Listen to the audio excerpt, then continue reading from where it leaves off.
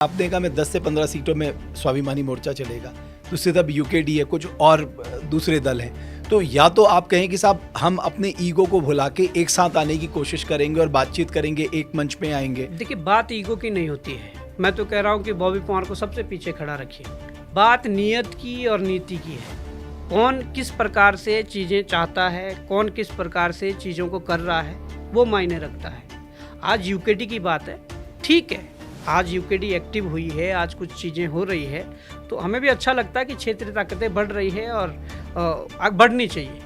पर जहाँ तक बहुत सारे सवाल हैं जो इसलिए खड़े होते हैं कि पूर्व में जो चीज़ें हुई है, जैसे बहुत सारी चीज़ें, यूकेडी ही की मैं बात करूं तो उनके जो टॉप लीडर्स थे उन्होंने किस प्रकार से चीज़ें की है, सिंबल पर लड़ गए दूसरे पार्टियों के, नेशनल पार्टियों के, तो वो जो विश्वासघात हुआ है जनता के साथ, जनता उसको नहीं भुला पा रही है। आज जनता नहीं भुला पा रही है, मतलब आज बॉबी पवार को भी ये कहते हैं कि चले जाओ, तो बॉबी पवार के मन में भी प्रश्न चिन्ह आ जाता है, क्या फिर से वैसा तो नहीं होगा, क्या ये सारी चीज़ें तो नहीं होगी। तो मुझे लगता है कि ठीक है, जो आप कह रहे हैं कि सारा मनमुटाव जो है, सारी चीज़ें ईगो है, कोई ईगो नहीं है। मैं सबसे पीछे खड़ा रहने के लिए तैयार हूँ, पर मैं ये चाहता हूँ कि वो उस चीज़ की पुनरावृत्ति ना हो।